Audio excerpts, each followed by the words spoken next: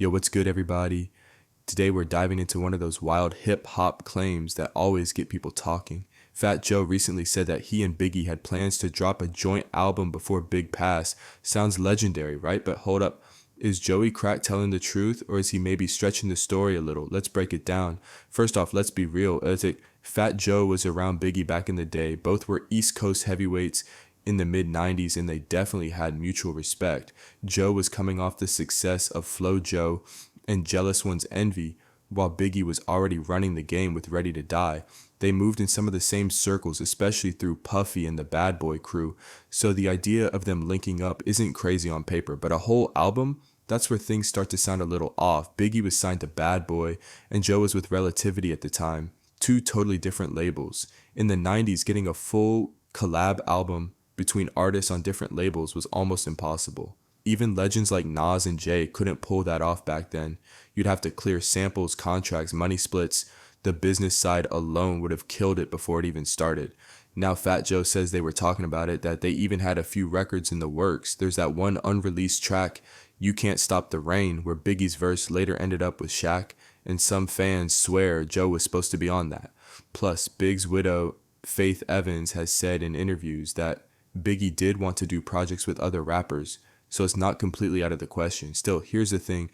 If Joe and Big were really cooking up a full project, we'd have something to show for it.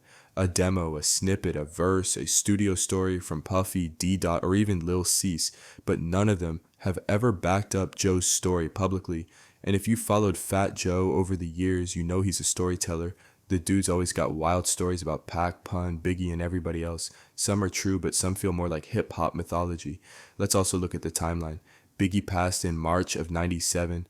Around that same time, Joe was just introducing Big Pun to the world. Pun was the next up for Terror Squad, and Joe's focus was clearly on building that brand. It's hard to imagine him also having enough time to record an entire joint project with Biggie, who was deep in life after death sessions. Unless this joint album was just an idea they tossed around once or twice, not something that ever actually hit the studio. Now, to be fair, Fat Joe's known for being loyal when it comes to Biggie's legacy. He's never tried to disrespect the man, and he's always spoken with love and admiration about him. So maybe Joe isn't capping in a malicious way. Maybe he's just remembering things through that nostalgic 90s haze when everybody in New York thought they were about to make the next classic. But let's keep it real. Until someone drops receipts, it's just another one of those hip-hop what-ifs, like Dre and Rakim's Lost Sessions or Nas and Big L supposedly working on a duo album.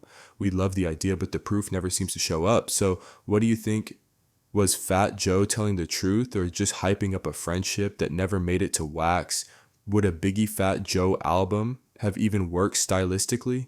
Big was smooth and calculated, Joe was street and loud. It could have been fire, or it could have been too different to blend. Either way, it's one of those stories that keeps the golden era alive. Two Bronx and Brooklyn giants talking about uniting before time cut it short.